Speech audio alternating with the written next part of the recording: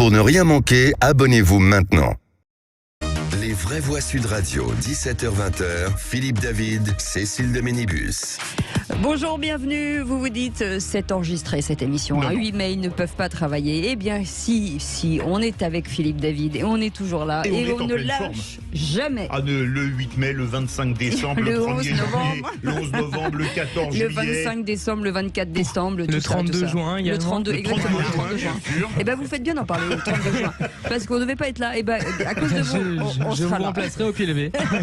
En tout cas, bienvenue dans Les Vraies Voix. On est ensemble jusqu'à 19h avec nos éditorialistes du jour. On espère que tout va bien, bien entendu. Ce numéro de téléphone que vous connaissez par cœur, mais c'est bien de vous le rappeler, 0826 300 300 pour commenter l'actualité avec nous ce jour de 8 mai. Et au sommaire de cette émission, on va revenir sur les violences, sur la justice. Va-t-on vers une crise des vocations des forces de l'ordre?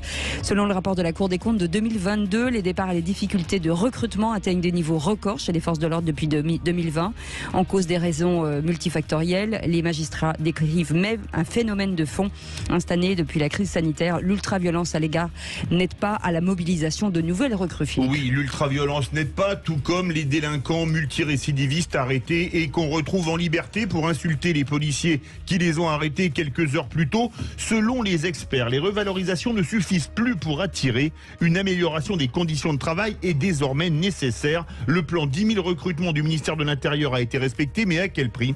Alors est-ce que pour vous, on va vers une crise des vocations dans les forces de l'ordre? Venez nous le dire au 0826 300 300. Et sur notre question de Twitter, sur cette vers une crise de vocation pour les forces de l'ordre, vous dites un grand oui à 91%. Et puis à 18h30, notre deuxième débat, faut-il une trêve des manifestations lors des journées de commémoration pour célébrer donc ce 78e anniversaire de la victoire des Alliés? Emmanuel Macron s'est donc rendu aujourd'hui à Paris puis à Lyon pour 2 cérémonies hommages sous quartier bouclé face à la menace des contestations. Tout cortège, défilé et rassemblement revendicatif aux abords des lieux de commémoration était interdit, Philippe. Oui, des décisions préfectorales validées par le tribunal administratif de Lyon. Alors la majorité présidentielle estime, comme le président du Sénat, qu'il y a des jours quelque part sacrés dans lesquels on doit respecter une trêve, comme par exemple le 8 mai où on commémore quand même les 40 millions de morts de la Deuxième Guerre mondiale, ou le 11 novembre. Alors vous, qu'est-ce que vous en pensez? Est-ce qu'on doit pouvoir manifester open bar du 1er janvier au 31 décembre, ou est-ce que pour vous il doit y avoir des dates sacrées, des dates de décence dans lesquelles on respecte et on ne descend pas dans la rue? Dans tous les cas de figure, on vous attend. Toujours au 0826 300 300. Et donc, faut-il une trêve des manifestations lors des journées de commémoration? Vous dites oui à 78%. On vous souhaite la bienvenue, c'est Les Vraies Voix, jusqu'à 19h. Les vraies voix Sud Radio. Et il y en a un qui ne lâche jamais non plus, c'est Philippe Bilger. Bonjour Philippe bonjour, Bilger. ma chère Cécile. Ravi de vous retrouver. Ah oui, ça va. Vous êtes scintillant aujourd'hui. Ah oui. J'espère que je vais le démontrer dans quelques instants. Pour le Kikadi, on a quelques doutes. Avec Tom face à moi, je suis inquiet. La statue est assez généralement ébréchée. Il est avec nous, Tom Conan, essayiste et auteur de Pollution, publié chez Albin Michel. Bonsoir, mesdemoiselles. Bonsoir, mesdames. Bonsoir, ravi de vous revoir et hommage à Valérie. Oui. Avec un Y à la fin. Évidemment. Pas François Valéry. Giscard. C'est ça. Jean Dorido est avec nous. Bonsoir Jean. Bonsoir Jean. Bonsoir à tous. Jean, toujours là. C'est un petit connaît Bernard Lévy physiquement. La chemise. Oui, c'est vrai que la chemise blanche. Bronzée, la chemise blanche. Ne lui répétez pas, c'est lui en fait qui s'est inspiré de mon style. Voilà, mais ça le vexe un peu quand on lui dit. Je suis pas sûre que ce soit vraiment une bonne idée. Docteur en psychologie et créateur de l'application Zenfi. Et notre vraie voix du jour, c'est Patrick qui nous appelle de Toulouse. Patrick! Bonsoir Patrick. Bonsoir Patrick. Bonsoir. Patrick, quand vous sortez dans la rue, est-ce que les gens hurlent votre prénom? Non, pas du tout, non. Eh bien écoutez, ça va venir. Faut que ça change. Vous n'êtes pas comme Philippe Bilger par exemple. Voilà, Il ne hurle pas. Il me siffle. Ah ouais. Sans agression verbale. Sans casserole. J'adorerais l'idée. Patrick, vous faites quoi dans la vie? Dans la ville, je suis paysagiste et piscinier. Ah, magnifique. Oh, bah voilà. Vous êtes à Toulouse même? Pardon? Vous êtes à Toulouse même? Oui, à Toulouse, oui. Pourquoi vous parfait. cherchez un petit contrat à lui donner? Non, pas de c'est souci, pas ça. non, mais, Très bien. C'est ma ville, donc j'ai une vraie affection pour Toulouse. Voilà, très bien. C'est un beau métier. Mais là aussi, on a une crise quand même du recrutement. Hein. Ah, tiens. Ah oui, comme partout, malheureusement. Partout. C'est, Philippe, voilà, c'est peut-être une compliqué. idée, comme ça tu pourrais me laisser ta place. Il essaye d'état tout. en direct. Je me disais. Tom, il voulait la place Il de est sur le Philippe. coup, ouais. La vôtre, je pense que dans 2 semaines, c'est la mienne Oui. qui va chercher. Tom, il fait du jardinage, mais au napalm. Et Patrick, vous restez avec nous, vous êtes notre vraie voix du jour. Et tout de suite, écoutez notre chanson du jour. Jésus, tu le pulvérise. Il n'en est pas question. J'ai pardonné, tu dois pardonner aussi. Seigneur, si j'étais un bon serviteur, laissez-moi le casser ce cierge sur le dos. Une bougie, c'est pas grande-chose. Hein. Non, tes mains sont faites pour bénir, non pour frapper. Est-ce que vous avez C'était pas une reconnu chanson, qui c'est? Camillo. Absolument. Fernandel, Pourquoi? Avec l'excellent Fernandel et c'est ça. Pépone. Ouais, exact. Ginoche avait La belle époque. L'anniversaire d'une mort. de naissance. D'une D'une naissance. naissance. Oui, Fernandel aurait eu 120 ans 120 aujourd'hui.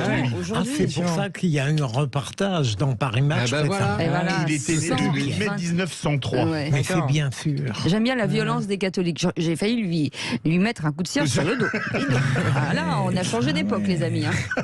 On n'en est plus du tout au même Ah, point. je l'aimais bien, ce prêtre. Ah ouais, oui. ouais, il était cool. Il était cool. Mais j'aimais bien le communiste aussi. Ah, Gino Cervi, il Pépone, était bien. ouais, Je trouve que Olivier d'Artigol me rappelle Pépone, je sais pas vous. La moustache, c'est Philippe Martinez. excuse-moi. Ah, je connais l'un, mais pas trop l'autre. Mais On embrasse l'ami À Olivier part le d'ailleurs. physique et la structure intellectuelle, c'est exact. Et effectivement, il ne reste pas grand-chose. Allez, on vous souhaite la bienvenue. Tout de suite, le réquisitoire du procureur. Les vraies voix Sud Radio, le réquisitoire du procureur, Philippe Bilger. Et là, c'est un réquisitoire de choix entre Jean-Luc Mélenchon et Gérard Larcher. Est-il honteux de préférer le second? Oui, alors, bien sûr, je ne sous-estime pas l'adhésion presque sulfureuse qu'on a pour l'outrance. On aime bien, parfois, la fureur. Oui. On aime bien parce qu'on les présume, l'outrance et la fureur, en général, on les présume intelligentes. Et avec Jean-Luc Mélenchon, il faut admettre qu'elles le sont. Mais de l'autre côté, je pense à Gérard Larcher, que j'ai entendu hier avec beaucoup de plaisir au grand jeu. Qu'est-ce qu'il y a Je encore vois Monsieur Cochon. vous avez mangé ensemble, non? C'est Mais pas non. ça. Non, il me fait rire. Non, c'est sa tête qui me fait Et rire. donc Gérard Larcher hier m'est apparu comme une parfaite incarnation de l'équilibre et du centre et du bon sens. Et des bons petits plats aussi. moi qui longtemps ai On a dit pas le physique, privilégié les excès, les extrémités intellectuelles, je me suis pris à me dire mais c'est bien d'avoir un Ouais. Gérard Larcher. S'il était Premier ministre, il prétend ne pas le vouloir. Oui. hein. Oui, tout mais à fait. je crois qu'on n'aurait peut-être pas une France qui irait mieux, mais on aurait une France nettement plus calme et où les Français, finalement, commenceraient à entrevoir un petit peu d'espoir si le président voulait bien y mettre du sien. Ah oui. Jean Dorido. Écoutez, alors c'est difficile de rester à juste distance. C'est-à-dire que Gérard Larcher, bon, c'est un sénateur, c'est le patron du Sénat, et il y a cette expression, vous savez, un train de sénateur, hein, pour Ouais. décrire Oui. quelque chose qui va tranquille, pas trop vite le matin, doucement l'après-midi, relax le Je soir. pensais que c'était les Corses. Il y a des sénateurs corses, il faut tout pour faire un monde. Et donc Gérard Larcher, sans doute c'est un monsieur qui a beaucoup de talent, parce que pour être là où il est, j'imagine qu'il a dû Pas par hasard. mettre quelques pots de banane, si ce n'est plus. Et il incarne une bonhomie, hein, même physiquement. C'est vrai qu'il est tout dans la rondeur. On c'est accélère, pas lui on faire accélère. offense. Donc, et en même temps, moi, il ne m'inspire absolument rien. Ah, bah, tout ça pour ça. Ok, Alors, super. moi, j'ai pas d'avis sur Gérard Larcher spécifiquement, mais en dehors effectivement des bons petits plats et des photos, on le voit déguster des civets qu'il a lui-même chassés, enfin pas chassés mais préparés. Donc ça m'inspire pas grand-chose politiquement, si j'ose dire. En revanche, dans le style tranquille effectivement et plus maîtrisé et moins hystérique, il y a par exemple Joe Biden outre-Atlantique. Et effectivement, quand on voit Joe Biden, effectivement, alors indépendamment du fait qu'il est parfois un peu sénile, semble-t-il. Mais indépendamment de ce point-là, c'est vrai que les États-Unis possiblement, en effet, sont peut-être un peu calmés depuis le départ de Donald Trump, qui effectivement hystérisait tous les débats sur Twitter tous les jours, il l'enflammait. Voilà. Mais après, sur le fond, non mais le Joe sur Biden le fond de la français. politique, c'est le Joe Biden français en fait. Enfin, ça serait un peu quelque chose comme ça. D'accord. Mais c'est pas, encore une fois, c'est pas une insulte. Joe Biden La a fait force des trucs tranquille qui de sont très François bien. Mitterrand. Le problème, c'est qu'à mon avis, avec ce type de personnalité, on avance un peu sur tous les sujets, mais jamais franchement sur aucun. J'adore avec Tom, j'ai droit à un réquisitoire, il fait une plaidoirie plus longue que le réquisitoire. Mais la preuve que comme Gérard Larcher n'a plus une corde à son arc. Là, je ne vais pas tomber dans la dérision, je suis frappé quand j'entends le psychologue. C'est très étrange. À chaque fois qu'on parle d'un homme politique, vous avez tendance... Jean, c'est étonnant, à tomber dans la dérision. Mais pour qui se prend-on ? Qui se prend-on ? D'abord, train de sénateur. Quelqu'un qui travaille. C'est une caricature. Contrairement à eux. C'est une... vous plaisantez. Vous ne savez pas ce que font les sénateurs. Ils travaillent. Le train de sénateur, je connais le entre deux siestes. Alors. Deuxième. Mais vous voyez, vous êtes en train de participer avec le savoir que vous donne la psychologie à une sorte de dévastation de l'opinion sur les politiques. Lorsque vous ajoutez sur Gérard Larcher, qu'est-ce qu'il a fait pour devenir président du Sénat ? J'ai plus votre formule en tête, elle est quasiment insultante. Eh ben, vous voyez, les pots de banane en politique, c'est classique. Monterland disait « Celui qui abaisse, c'est qu'il est bas ». Vous voyez, Voilà. Eh bien, je trouve donc, ça que démarre la bien. classe politique, la manière de la mépriser est tout de même très dangereux pour la démocratie. Pas rajouter une petite chose. Une petite réponse. Non, je peux répondre très sérieusement, si vous voulez. Je ne vais pas vous refaire le couplet de la société civile qui est absente de la classe politique. C'est un problème. Ça fait le succès de notre président actuel à sa première élection en 2017. Ces gens-là n'ont fait que de la politique toute leur vie et c'est un vrai problème. Mais vous avez fait quoi d'autre, vous ? Mais moi, j'ai travaillé, j'ai payé leur salaire, entre autres. Vous faites de la psychologie comme moi, comme j'en fais. Pardon. C'est très intéressant. Non, mais c'était très intéressant. Là, c'est non. Vous restez avec nous. On reste ensemble dans un instant. 3 mots dans l'actu avec Félix Mathieu. On vous souhaite la bienvenue. C'est les vraies voix. Ça démarre super bien. Merci, j'adore. À tout de suite. Les vraies voix Sud Radio, 17h-20h, Philippe David, Cécile de Ménibus. Bienvenue les amis, c'est les vraies voix. Je remercie en live monsieur Philippe Bilger parce que vous avez lancé un sujet qui est très important avec Jean Dorido et je trouve ça passionnant. Non mais vraiment. Et même éventuellement avec Tom. Oui, s'il est disponible. Moi j'aurais bien aimé tout à l'heure parler. Il y a eu la coupure pub. Moi ce que je voulais expliquer. Non mais c'est trop tard.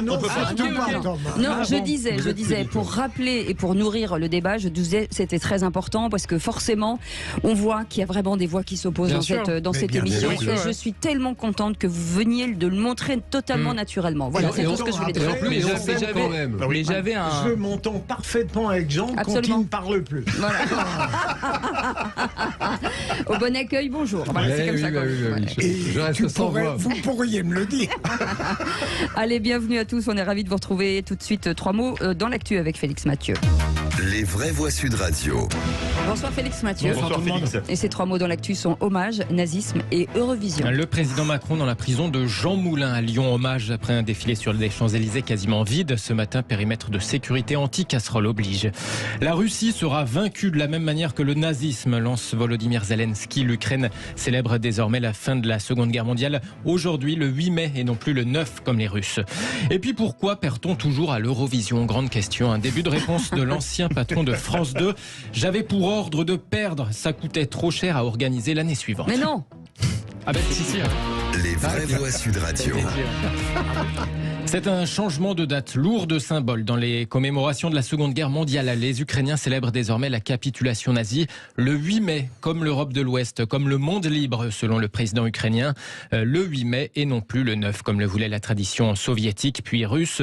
Une différence de datation historique due à la différence de fuseau horaire. À cette occasion, en tout cas, la présidence ukrainienne a publié une vidéo de Volodymyr Zelensky.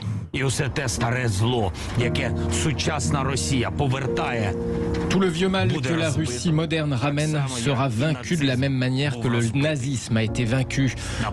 En opposition à nos idéaux, cet ennemi a de nouveau mis en place l'agression et l'annexion, l'occupation et la déportation, le meurtre de masse et la torture, bombardant les villes, brûlant les villages. Notre victoire sera la réponse à tout cela. Volodymyr Zelensky qui propose désormais à son Parlement de célébrer une journée de l'Europe le 9 mai. Les discours officiels ukrainiens, déjà depuis quelques années, parlent de Seconde Guerre mondiale et non plus de Grande Guerre patriotique, selon la terminologie soviétique qui a longtemps été en vigueur. Pour rappel, un engagement contre le nazisme avait occasionné 27 millions de morts soviétiques. Les Ukrainiens, comme les Russes, avaient payé un lourd tribut. Une réaction peut-être de nos vraies voix, peut-être Jean. Ça met toujours mal à l'aise l'invocation du nazisme comme ça pour personnifier un ennemi. Il y a eu des nazis, on ne le sait que trop bien en ce jour de commémoration de l'armistice.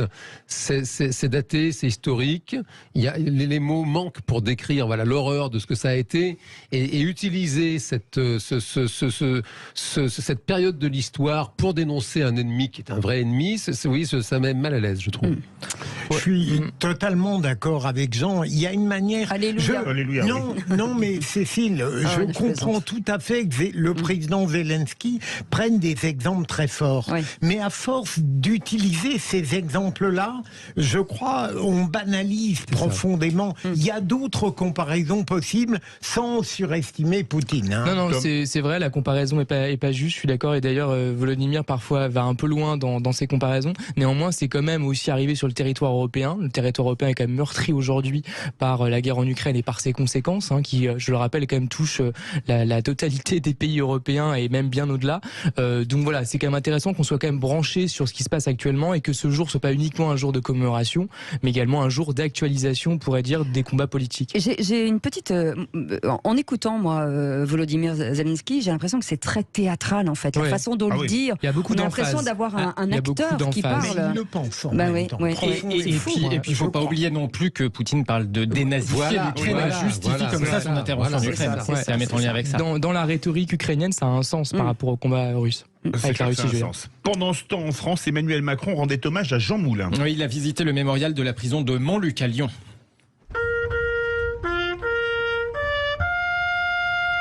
Hommage à Jean Moulin et à travers lui à la résistance qu'il a œuvré à unifier sans parler sous la torture. L'occasion de visiter la cellule de Jean Moulin pour le chef de l'État, mais aussi la cellule du nazi Klaus Barbie. À l'extérieur, quelques milliers de manifestants l'attendaient. 3000 personnes selon la préfecture, tenues à bonne distance par la police. Rassemblement interdit sur environ 1 km² autour du lieu de la cérémonie. Alors déjà ce matin, le défilé militaire s'est fait sur les Champs-Élysées quasiment vide. Le périmètre de sécurité avait été élargi cette année pour éviter les bruits de casseroles sur la cérémonie sous l'Arc de Triomphe. Ça aurait fait tâche des manifestations sur les déplacements du président Macron. Manifestation aussi hier devant le siège du parti présidentiel Renaissance à Paris. Manif en présence d'un élu régional de la France Insoumise, Christophe Prudhomme, et avec ce slogan qui laisse beaucoup de gens songeurs. Louis XVI, on a décapité Macron, on peut recommencer. Louis XVI, on a décapité Macron, on peut recommencer. Louis XVI, on l'a décapité, Macron, on va recommencer sur ces images ici captées par BFM TV. C'est dans ce contexte tendu que les rassemblements étaient donc interdits aujourd'hui sur les lieux de commémoration du 8 mai. Réaction à ces slogans. Je comprends les contestations politiques, même les plus extrêmes, les plus dévoyées, mais je considère que symboliquement ou non, réclamer, permettre qu'un élu disent qu'ils souhaitent la décapitation d'un président, on dépasse tout. Oui, non, mais je suis pas du tout d'accord sur le fait que l'extrémité soit nécessaire. L'extrémisme est toujours une absurdité, encore plus en politique. À la rigueur, dans les idées, ça vous engage que vous et vos lecteurs, si j'ose dire, et dans ceux qui sont victimes d'une idéologie quelconque. Mais l'idéologie, c'est déjà en tant que telle, déjà le début d'un poison. Mais en politique, c'est gravissime, parce que justement, je pense que la politique, c'est justement un art de la maîtrise, de la modération. C'est juste pour ça que j'en fais pas, peut-être, parce que c'est très compliqué comme exercice. Il s'agit de réunir des camps, réunir des idées et faire l'inverse d'un combat idéologique, à mon avis, pour être un mot politique.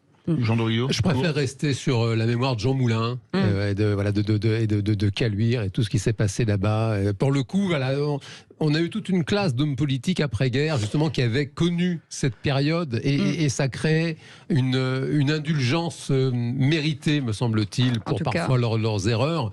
Et aujourd'hui, oui, ce n'est plus le cas. Tout le monde s'en fout, mais moi, ça me choque. Voilà. Ah, mais c'est choquant, on en vient c'est très choquant. à une grande question. Pourquoi perd-on toujours à l'Eurovision? C'est encore, je me posais cette question tous les ans. Les vrais problèmes.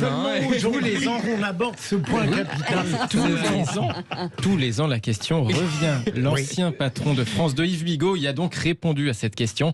C'était dans l'émission C'est médiatique sur France 5 hier. Yves Bigot qui a dirigé France 2, mais aussi la télé publique belge francophone, la RTBF. Moi, j'avais ordre de perdre. Parce que le problème, c'est que si vous gagnez, c'est vous qui organisez l'année d'après. Ça coûte 20 à 25 millions d'euros. Donc les chaînes n'ont pas cet argent. Sauf dans des petits pays où, alors là, c'est l'Office du tourisme.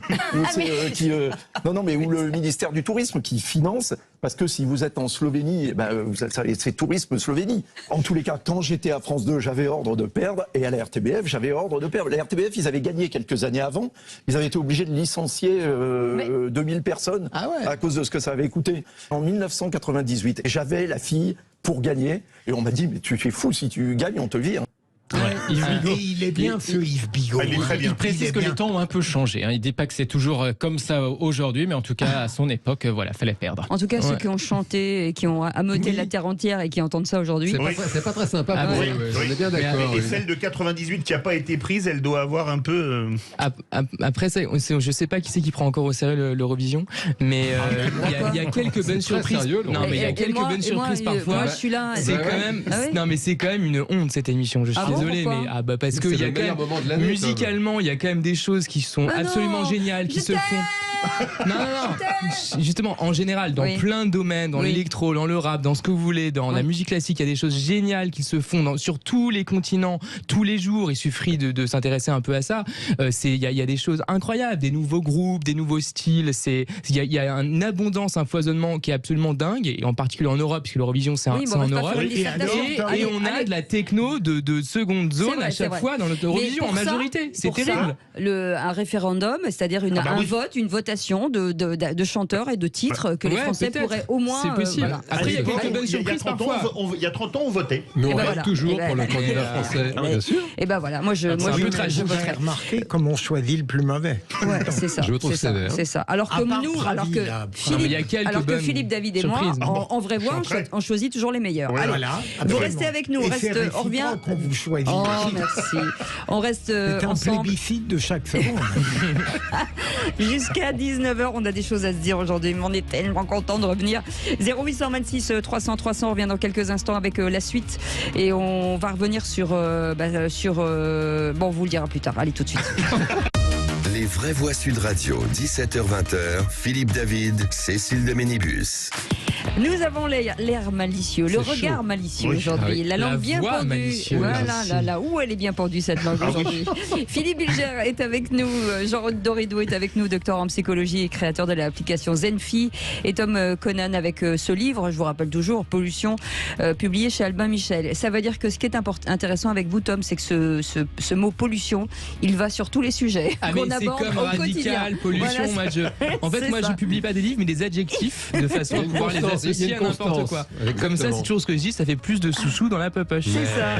Allez. Ça fait plaisir. Voilà un auteur qui est idéaliste. C'est le sens de l'intérêt pratique.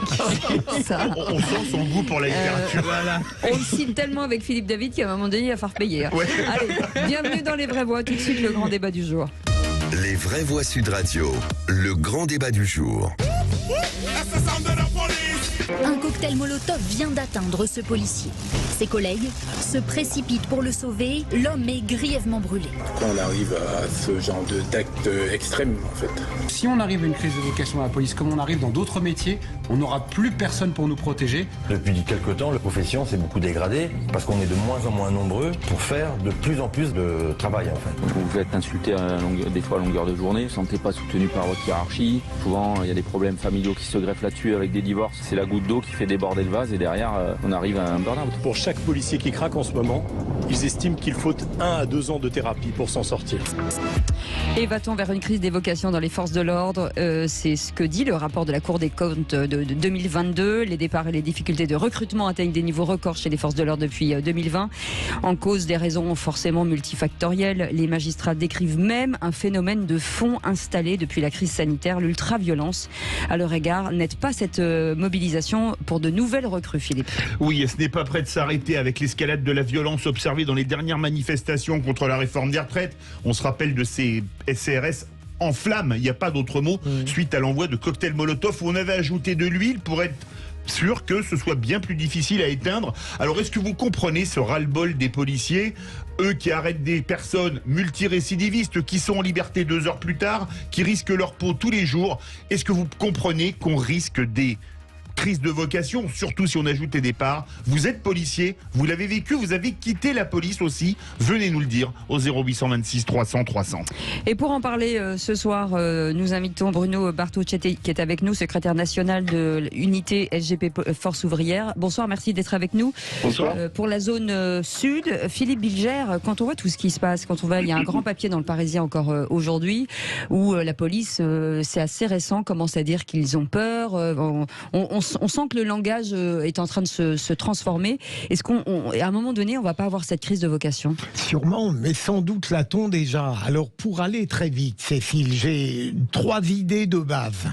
D'une part, je regrette que de plus en plus de métiers qui étaient à l'origine des vocations se dégradent en métiers. C'est clair. Pardon de le dire pour les médecins, je le dis pour les policiers. Les enseignants, il n'y a quasiment pas de plus beau métier que celui de gardien de la paix au sens littéral du terme, et pourtant c'est un métier qui se dégrade en profession. En activité quotidienne, la vocation elle-même n'existe plus. Deuxième élément, il est évident que je comprends cette crise dans la police quand on voit la manière dont tous les jours elle est mise à mal, la manière dont on rend de plus en plus difficile son activité. Je finis pour laisser la parole à mes amis. La dernière idée, c'est que on ne peut pas dissocier la crise des vocations dans la police de l'extrême médiocrité régalienne de nos pouvoirs en place. Ouais. Si on ne la protège pas, si on ne la défend pas, si les magistrats ne sanctionnent pas sévèrement ceux qui l'agressent, eh bien, il n'y a pas de raison que la police revienne en masse faire ce très beau métier. Ouais. Moi, je pense que depuis quelques années, l'image s'est fortement dégradée dans une partie de la population. Moi, j'ai même des personnes autour de moi qui n'étaient pas du tout anti-flics, qui maintenant ont un discours vraiment très violent à leur endroit, parce qu'effectivement, soit ils ont vécu eux-mêmes des épisodes de manifestation, soit ils les ont pas vécus, mais ils les ont vus à la télé et ça les a choqués, etc. Et c'est vrai que depuis 2018-2019, depuis l'épisode des Gilets jaunes, il y a eu quand même beaucoup d'événements qui effectivement ont terni l'image de la police. Alors après, encore une fois, il ne s'agit pas d'attaquer uniquement un camp et pas l'autre. Ils sont aussi effectivement en situation, les policiers, de devoir faire face à des situations très très compliquées, j'imagine. En tout cas, je n'ose pas me mettre à leur place, mais c'est vrai que, en tout cas, dans l'esprit de pas mal de personnes, les violences policières, je sais que cette expression est toujours polémique, mais elle correspond quand même à une réalité aussi, même si c'est pas toute la réalité de la police. C'est quelque chose qui a sans doute vraiment porté atteinte à cette espèce d'image, effectivement, du gardien de la paix à laquelle tu faisais allusion. Et il y a même au sein de la police, on le sait aujourd'hui, pas mal de personnes qui sont hostiles à cette utilisation-là qui est faite par le pouvoir. Jean Dorido. Non, j'aurais tendance à, bien sûr, déplorer cette crise des vocations. Toutefois, voilà, il y a quand même une vague générale. Je me souviens du même sujet qu'on avait fait sur les maires, les élus locaux, il n'y a pas si longtemps, on n'en trouve plus. La police, on n'en trouve plus. Et c'est quand même un fait que les enseignants. Il y a cette fameuse grande démission qui est une vraie vague de fond en France, qui s'était amorcée avant la pandémie, qui s'est encore accentuée avec la pandémie. Une enquête de l'IFOP pour l'Institut Jean Jaurès, là, il y a quelques mois, il demande aux Français, est-ce que le travail a une place très importante dans votre existence? En 90, ils étaient 60% les Français à dire oui, c'est très important pour moi le travail. Aujourd'hui, 24%. 24. Ça veut dire qu'effectivement, cette crise des vocations, elle est généralisée. Et en ce qui concerne les policiers, c'est un fait que ça renvoie à la crise des valeurs. L'uniforme n'est plus respecté, l'autorité n'est plus respectée. C'est vrai pour les professeurs. La blouse blanche des médecins n'est plus respectée. L'uniforme de pompier, non, mais tout le monde se fait le engueuler. camion rouge Les de enseignants pompiers. se font engueuler. Il y a des guet-apens qui sont organisés pour piéger des pompiers. C'est une honte. Bruno Bartocchetti, forcément, ce que vous entendez, c'est un espèce d'état des lieux. C'est vu de notre côté de la fenêtre, mais est-ce que finalement, du côté des forces de l'ordre, cette grande démission, alors j'exagère un petit peu, est-ce que aujourd'hui on peut l'éradiquer d'une manière ou d'une autre, ou est-ce qu'elle va s'accélérer ? Oui, alors elle risque de s'accélérer. Elle risque de s'accélérer parce qu'aujourd'hui, il y a plusieurs sujets là-dessus. Vous avez en France, tous les ans, 10 000 policiers blessés en service. J'ai pas le nombre chez les gendarmes, mais c'est le même pourcentage. Donc à un moment donné, il faut surtout pas se tromper de cible. Je crois qu'il y a 20 morts, déjà 20 morts chez les gendarmes depuis le début de l'année là. Voilà, écoutez, vous confirmez le chiffre que j'avais en tête. Donc on est très exposés, policiers et gendarmes, et c'est vrai que lorsque j'entends sur le plateau, je ne veux pas rentrer dans la polémique, lorsqu'on parle de violence policière, fort heureusement, ce n'est pas le cas à Sud Radio, puisque vous avez justement cette impartialité en laissant parler tout le monde, mais lorsque on médiatise systématiquement les cas isolés, je dis bien des cas isolés de policiers ou de gendarmes qui s'égarent dans notre profession, et lorsqu'on remet en cause l'institution, c'est une des pressions que nous avons sur les épaules. Le policier ou le gendarme fait bien son travail. Il faut arrêter de dire les violences policières, on peut les retenir, mais il va y avoir surtout le nombre de blessés que nous avons en service. Je vous dis bien, on intervient en France toutes les 10 secondes, nous avons des maintiens de l'ordre tous les jours, et nous allons retenir essentiellement des cas isolés de policiers qui font mal leur travail et qui peuvent parfois même s'expliquer avec une fatigue générale. Il faut comprendre également que quand on parle de blessés en service, de policiers blessés en service, il y a aussi une blessure psychologique. Je prends un exemple.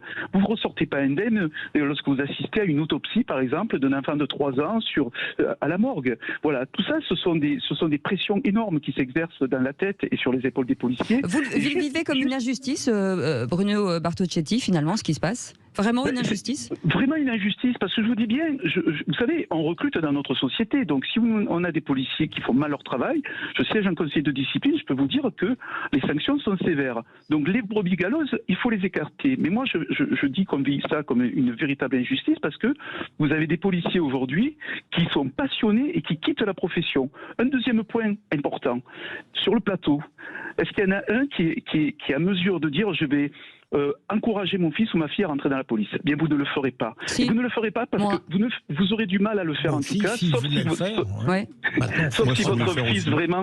si votre fils ou votre fille est vraiment passionné, mais vous allez être inquiet. Et quand on parle d'inquiétude, on parle du policier qui est inquiet en service, la femme, les enfants sont inquiets de voir leur père, leur mère se faire bousculer tous les jours, se faire cracher dessus tous les jours, se faire insulter, et comme ça a été dit, avec finalement peu de sanctions à l'endroit qui les insulte. Et dernier point, si vous voulez, ce n'est pas anodin non plus, un policier, un gardien de la paix, après 40 ans de service, est-ce que vous savez combien il gagne? Non. Ouais. 2500 euros net avant impôt. Alors franchement, quand après une sortie d'école, on va à Paris se prendre des boules de pétanque sur la tête pour 2000 euros par mois, comment voulez-vous, il n'y a pas que l'argent, on est bien d'accord, mais comment voulez-vous qu'on encourage ces policiers à rester dans la profession? Et quand je parlais des policiers, vous l'avez dit, je pense à tout le service public, je pense aux enseignants, aux pompiers, aux infirmiers qui se font agresser en permanence. Ils ne sont pas là pour provoquer, ils ne sont pas dans la violence, ils sont victimes, nous le sommes aussi. Ouais.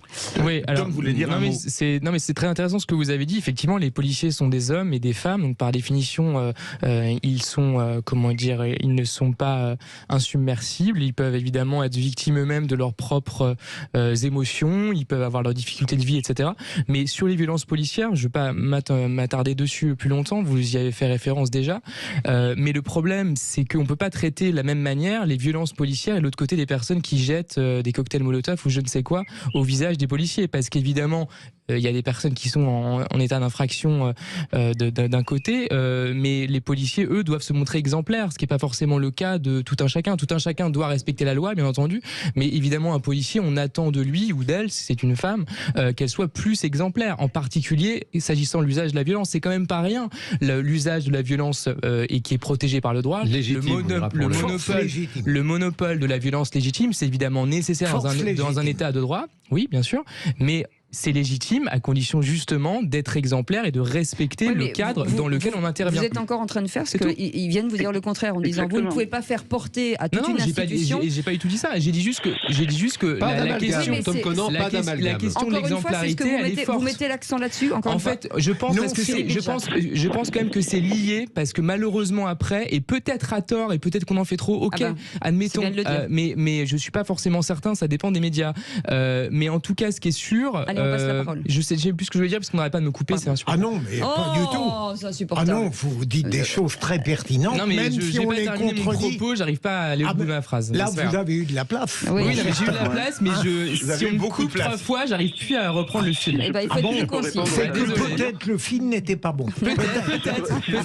Mais d'abord, j'ai trouvé étrange le rapport que vous faites entre les violences policières et la crise des vocations. Je vois pas le rapport. En fait, si. Deuxième élément, et je finis très vite, j'ai le fil et je le déroule rapidement, c'est que la force légitime est à l'usage de la police et je ne comparerai pas les deux. Lorsque vous avez quelques violences policières illégitimes, rares, ces policiers les exercent parce qu'ils ont été attaqués de manière illégale, illicite, certes. Le voyou qui s'en prend à la police, il ne répond à rien d'autre qu'à sa propre agressivité. Alors, est-ce que juste dire pourquoi c'est lié à la crise des vocations, à mon avis, parce que justement, ça crée en fait dans l'état d'esprit, dans l'imaginaire collectif, une espèce de mauvaise réputation. Tout simplement. Et peut-être que c'est injustifié, peut-être que c'est injuste, peut-être que c'est dégueulasse, mais ça crée ça et donc c'est pas cool, c'est pas intéressant de se lancer dans ce genre de métier. Pour parler d'imaginaire collectif, la France devrait avoir honte, ça date pas d'hier, de ce slogan complètement indigne de 68, CRS SS. On en parlait tout à l'heure pour Zelensky, c'est une honte et la France a un problème avec sa police et le travail qui doit être fait de réconciliation parce que ça protège les plus faibles et les plus pauvres, la police. Une société sans police, c'est la loi du plus fort, c'est la loi du loupard, c'est la loi du caïd. Et la police, elle est là pour protéger les plus modestes d'une société. Et la France a un problème, elle doit faire un travail pour se réconcilier avec sa police. Bruno Bartocchetti, est-ce que le problème vis-à-vis de la police, c'est que finalement, il y a beaucoup de gens qui aiment la police, mais c'est une opinion positive, mais silencieuse. On a beaucoup de gens qui n'osent pas prendre parti pour la police. Ce qu'on appelle la majorité silencieuse. Oui, c'est ça. Oui, mais c'est absolument ça. Et d'ailleurs, il y a un sondage sérieux qui a été fait à travers la population. 70% de la population soutenait sa police, bien sûr, de manière silencieuse. Alors, bien sûr, on a un rôle ingrat. On déteste le policier lorsqu'il vous a verbalisé, lorsque vous avez fait une erreur de conduite. Bien évidemment, c'est difficile de pouvoir se faire apprécier dans ce genre de circonstances. Mais tout le monde est conscient, la grande majorité est conscient que nous sommes pris pour cible. Et cette cible dont nous sommes partis font comment dirais-je, dans nos esprits, nous mettent une pression énorme, c'est vécu, comme je dis, une injustice. Et lorsque, sur le plateau, j'entends qu'on parle, et je ne vais pas revenir là-dessus, violence policière, etc., ce n'est vraiment pas connaître et maîtriser le sujet. Vraiment, les gens qui parlent comme ça, il faut qu'ils trouvent le moyen de passer une semaine dans un commissariat. Est-ce que le député socialiste qui est venu, effectivement, du côté des forces de l'ordre, et qui a donné son récit...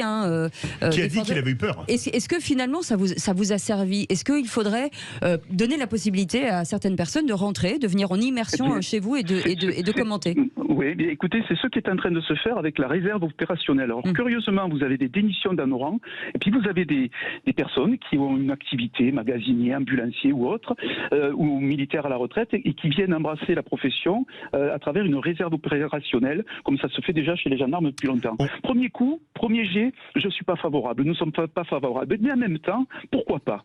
Pourquoi pas les avoir dans nos rangs pour mieux appréhender le policier, pour le comprendre, et puis peut-être pour témoigner. Alors, on n'a pas besoin de témoins, on n'a pas à se justifier, mais pour vous dire que, effectivement, c'est quand on est dans la profession qu'on peut comprendre ce qui se passe. Ce serait, franchement, c'est une insulte quand j'entends qu'il y a autant de violences policières que de coups que nous prenons. C'est vraiment pas connaître le sujet. Et il vaut mieux, justement, écouter des députés comme celui qui s'est exprimé, qui peut témoigner. Et moi, je peux vous dire qu'on a des policiers aujourd'hui qui ont très peur. Ils sont professionnels, courageux, mais ils ont très peur. En face de vous, vous avez des personnes armées maintenant qui vous attaquent avec des boules de pétanque sur des manifestations. Et lorsqu'on répond avec des flashballs, on se fait traiter, nous, de policiers violents. C'est quand même assez difficile. Et c'est vrai qu'on doit à tout prix témoigner témoigner de ce qui se passe dans nos rangs. Quand je vous dis qu'on a 10 000 policiers par an qui sont blessés, et je pense à nos amis gendarmes également, et aux policiers municipaux, c'est ce qu'on doit retenir. C'est comme ça qu'on doit... Allez, on va au 0800. Et merci Philippe Bilger d'avoir dit la force légitime et non la violence légitime. Mais les gens se trompent, les journalistes les premiers. On part au 0826 300 300. Patrick est avec nous. Oui, bonjour à tous. Alors, quel est votre avis, Patrick? Alors, mon avis, c'est que là, vous faites un constat de tous ces problèmes. C'est des problèmes. Bon, vous faites un constat de tout ça. Mais l'image de la France aujourd'hui, c'est celle d'un chariot où il y a les Français dedans qui n'ont plus confiance. C'est-à-dire que ce chariot, le président de la République manque d'expérience et de surcroît, il a un quinquennat qu'a décrété Jacques Chirac qui le rend avec l'impossibilité de le mener, ce chariot. D'un autre côté, tout le monde le tire de son côté, ça fait que ce chariot s'immobilise, et comme on est dans un terrain humide en ce moment avec tous les problèmes qu'il y a dans le monde, il s'enfonce en plus. Le problème, il est profond là, il est profond. Donc le reste, on peut en parler du débat, qu'on n'aime pas la police, que ceci, que cela, mais c'est dans tous les domaines pareil aujourd'hui. Hein. Oui, vous avez raison. Alors, ça va faire 50 ans qu'on se trouve avec des défis en face de nous, des fléaux. Hein. Tout d'abord l'intégration et ces religions toujours pas réglées qui gangrènent notre société. On était certain d'avoir l'excellence de la qualité de nos soins et nos épidémies montrent qu'on ne sait pas les gérer. Oui. Donc, tout le monde on va faire réagir parce qu'il ne reste plus beaucoup de temps. Bruno Bartocchetti, est-ce que quelque part, vous, je vais reprendre ce que dit Patrick, vous n'êtes pas au centre, dans l'œil du cyclone, parce que vous prenez tout ce qui ne va pas dans la société française et on vous demande de gérer avec des moyens faibles et en étant soutenu ni par votre hiérarchie, ni par la justice. Pas toujours. Hein. Bon. Alors, tout repose, beaucoup de sujets reposent sur nos épaules, effectivement. Nous sommes souvent pris dans un étau politique, on s'en rend compte à chaque fois. Notre société est bien malade et on est au cœur de cette maladie, tout simplement parce que on doit répondre à tous les maux de notre société. Effectivement, on peut le dire, notre hiérarchie ne soutient pas toujours, je ne pense pas à une hiérarchie d'un commissariat, mais lorsqu'on a des membres de notre haute hiérarchie qui condamnent des policiers avant même qu'une enquête soit menée, eh bien ça nous est quand même très désagréable. Il y a des soutiens qui sont faits de manière verbale. Nous condamnons. Mais après, nous attendons dans la condamnation l'aspect juridique, comme ça a été dit, où la justice doit sanctionner sévèrement. On ne doit pas aujourd'hui accepter de cracher à la gueule d'un flic avec un rappel à la loi. Ce n'est pas possible. C'est insupportable. Cracher sur un flic, insulter un flic, c'est insulter la France et la République. Et c'est là aujourd'hui où, encore une fois, on est exposé et on doit répondre à tous ces maux qui sont en train de gangréner notre société. Oui, juste, enfin, je suis d'accord avec ce que vient de dire monsieur à l'instant. Ce que je veux dire, effectivement, ce qui a aussi beaucoup terni l'image de la police et de manière un petit peu injuste, c'est la politisation, justement, pas des policiers, mais la politisation des débats. Et effectivement, qu'est-ce qui s'est passé depuis les Gilets jaunes? Parce que pour moi, il y a un continuum depuis 2018-2019 dans la dégradation de l'image de la police. C'est parce que justement, on a associé, à tort ou à raison, et sans doute à tort, la police au pouvoir. Et donc, c'était devenu le bras armé des réformes qui étaient contestées parfois par la majorité français, et donc de ce point de vue-là, on considère que les policiers sont les ennemis. Voilà, c'est ça le vrai problème qui existe. Je suis heureux de vous l'entendre dire. Merci à Sud Radio de nous laisser nous exprimer justement, nous policiers, sur ce thème. Merci avec beaucoup. Plaisir, merci. Tout le monde peut s'exprimer sur Sud Radio, c'est ça qui est bien, et quel que soit le parti pris, en tout cas. Bruno Bartocchetti, merci beaucoup, secrétaire national Unité SGP Force Ouvrière pour la zone Sud. Vous restez avec nous dans un instant, le Kikadi Show. Magnifique. On l'attendait. Le quiz de l'actu. Les vraies voix Sud Radio, 17h-20h, Philippe David, Cécile de Ménibus. 3 jours de frôle, on parle. Ça s'arrange pas, les amis. Les amis, on est ravis de vous retrouver. Je pense qu'il y a un truc qui se passe dans ce studio aujourd'hui. Il y a un nouveau virus, à mon avis. En fait, on a un Philippe David. Il y a quelqu'un à l'intérieur de cette enveloppe corporelle ou pas? Il est habité. Mais certains disent qu'il y en a plusieurs, a priori. Oui. Je sais pas. Cet homme me fait peur. Il dit des choses parfois. Faudrait en chasser quelque part. En tout cas, on vous souhaite la bienvenue aujourd'hui avec Jean Dorido qui est avec nous, Tom Conan qui est avec nous et Philippe Bilger qui est avec nous et tout de suite le Kikadi Show. Je crois que c'est son nouveau nom du quiz de l'actu. Les vraies voix Sud Radio, le quiz de l'actu. Et avec Patrick de Toulouse qui doit choisir son adversaire aujourd'hui. Et je vous propose de cibler Tom, Conan et Jean Dorido. Merci. C'est un choix difficile. Réfléchissez bien, Patrick. Oui, j'ai réfléchi, Jean Doredo. C'est très bien. Bon alors Tom, Voilà, c'est ça. tous les deux, on va aider Patrick. Ah oui, ça, je suis seul contre tous. Merci Philippe. J'imagine. Voilà. On va faire le maximum, Patrick, pour vous faire gagner. Allez, Voilà. c'est parti. C'est un Kikadi. Kikadi, c'est amusant d'aller rendre hommage à Jean Moulin quand on passe son temps à brasser de l'air. Marine Le Pen? Non. Philippe David, non? Quelqu'un. C'est une blague? C'est bon? Non, c'est ça? Non, je sais pas. Vous avez dit quoi? Il y a que Philippe David. Ça lui ressemble. Mais 4 points. 4 points. Putain. Non mais alors c'est très drôle parce que c'est quelque chose qu'il a dit en réunion et je lui dis je vais le mettre dans le Kikadi. Et vous reconnaissez l'humour. Je reconnais la patte quand même, sans égal. Voilà quelqu'un qui est bien. C'est énorme, Bien c'est sûr. énorme. C'est la Merci, première mon fois que Dieu. j'ai été cité au Tout de même, Kikadi. c'est pas éthiquement correct.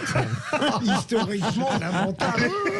Allez, Au 2-0. affaire suivante. Question suivante. Kikadi. Fabien Roussel ne m'intéresse pas en tant que personne. Ça c'est fait.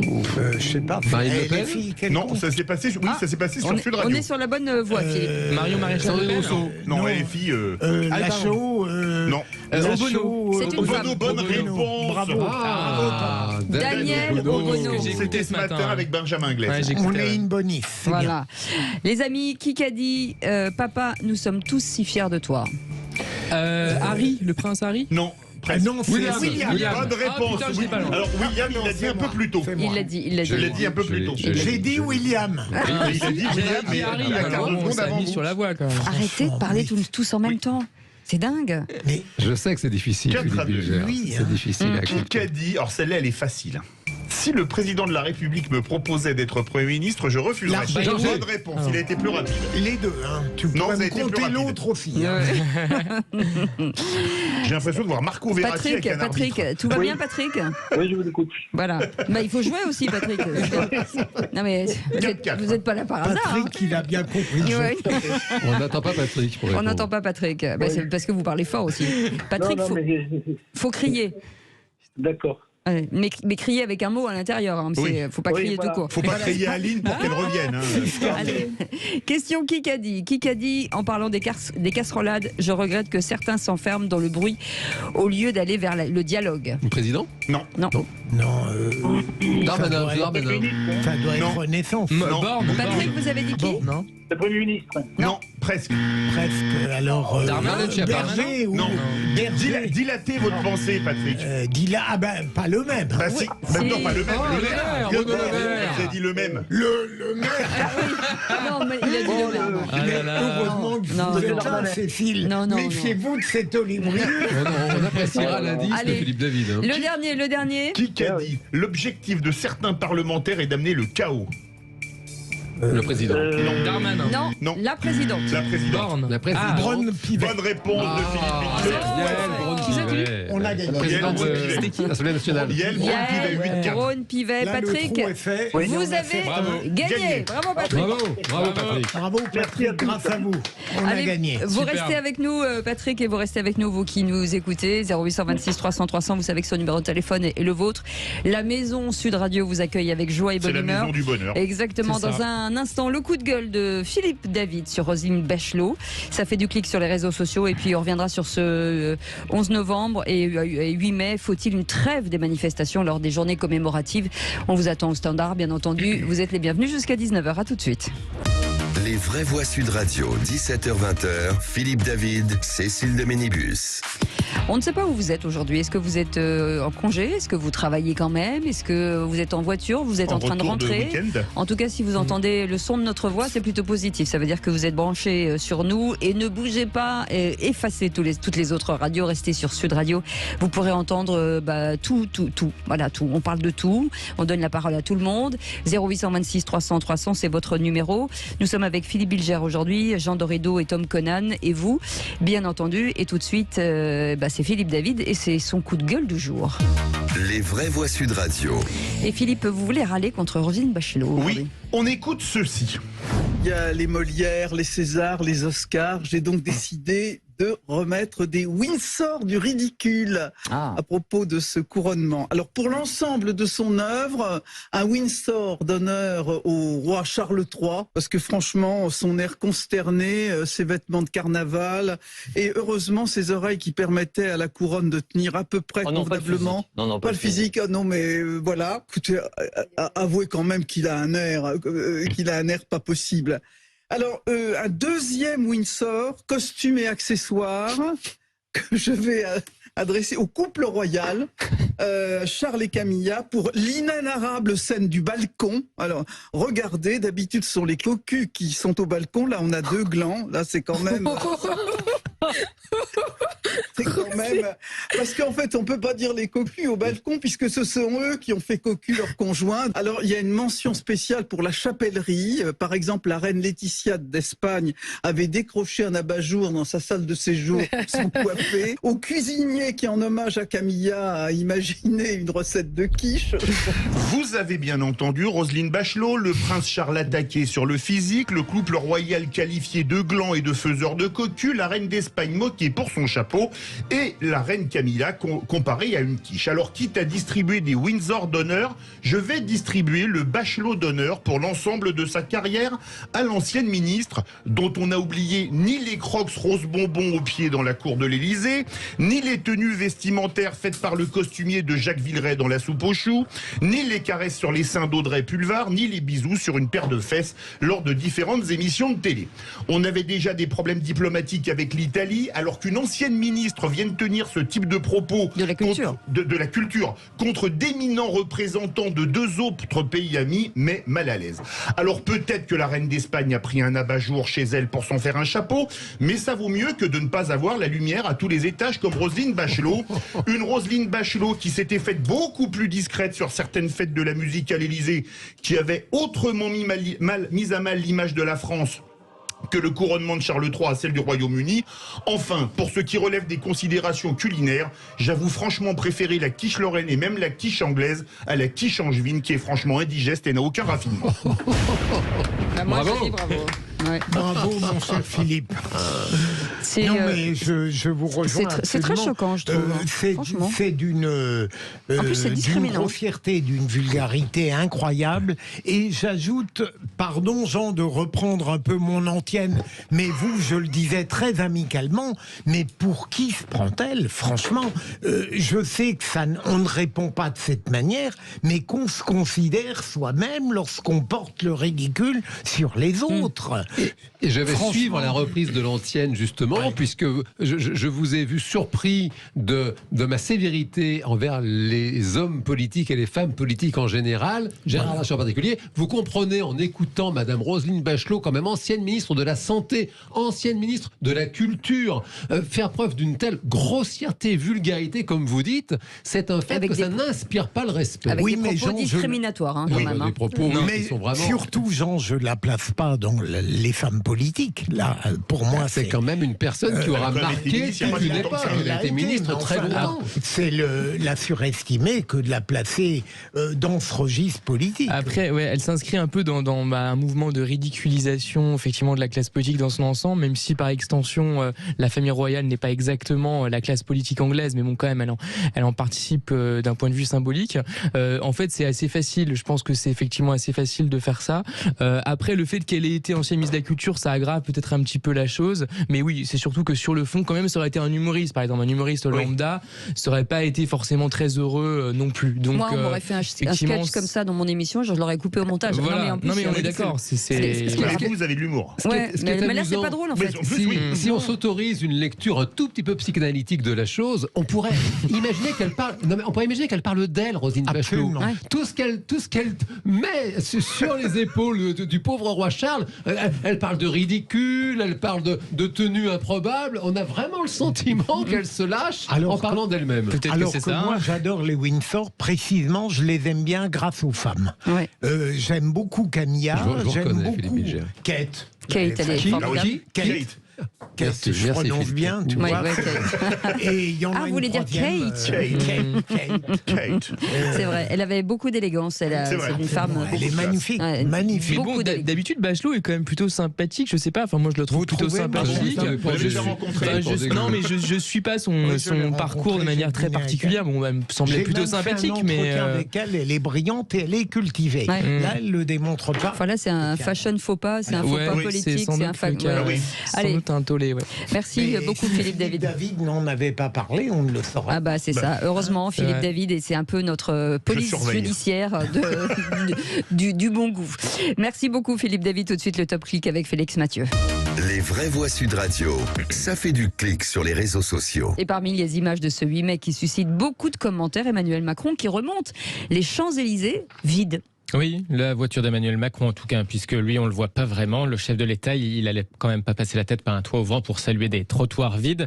Et oui, car pour éviter les manifestations, les bruits de casseroles, le périmètre de sécurité a été élargi ce matin, d'où cette image de la voiture présidentielle sur des Champs-Élysées vides. Un 8 mai crépusculaire solitaire pour Jupiter, estime la députée de la France Insoumise Clémence Guettet. Des Champs-Élysées vidés comme une avenue de Pyongyang, réagit François Asselineau. Voilà, référence à la capitale de la Corée du Nord. Des tweets similaires d'ailleurs ont un peu fleuri sur les réseaux sociaux à propos de l'hommage à Jean Moulin à Lyon cet après-midi, puisque à Lyon aussi des manifestants étaient tenus à distance sur un périmètre d'environ 1 km². Et parmi les sujets les plus discutés sur Twitter, on trouve le nom d'un dirigeant emblématique du football français. Ah bah oui.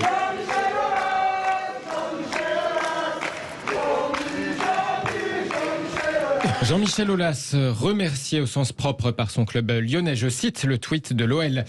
John Textor devient président directeur général. Jean-Michel Aulas sera nommé président d'honneur. OL Group remercie très sincèrement Jean-Michel Aulas pour son engagement et son dévouement sans réserve envers l'Olympique lyonnais. Tweet repartagé par la ministre des Sports, Amélie Oudéa-Castéa, qui ajoute « Le match de l'OL hier est à l'image de la fabuleuse remontada que lui a fait faire en 35 ans Jean-Michel Aulas, un grand dirigeant du foot français dont la vision et l'audace ont donné à Lyon un grand palmarès chez les hommes comme chez les femmes, un grand centre de formation, un grand stade. » Le départ du dirigeant était prévu à terme, sauf que là, il a été quand même accéléré, ce qui marque la fin d'une ère historique ouverte en 87, 7 titres entre 2002 et 2008, 8 sacres européens en Ligue des Champions féminines, mais aussi l'inauguration d'une nouvelle antre, le Groupama Stadium. Jean-Michel Aulas qui aimait par exemple citer du Churchill, en présentant un nouvel entraîneur, en l'occurrence Rudy Garcia. Un pessimiste voit la difficulté dans chaque opportunité, et un optimiste, ce que nous sommes, voit l'opportunité dans chaque difficulté. Après le rachat par Eagle Football, une entité regroupant des clubs du monde entier présidée par cet homme d'affaires américain, John Textor, Jean-Michel Aulas avait donc été nommé président exécutif pour 3 ans, sauf que des dissensions sont vite apparues entre le dirigeant historique et ce nouveau propriétaire, divergence au niveau de la politique sportive à mener pour redresser le club, puisque l'OL se trouve en 7e position en Ligue 1.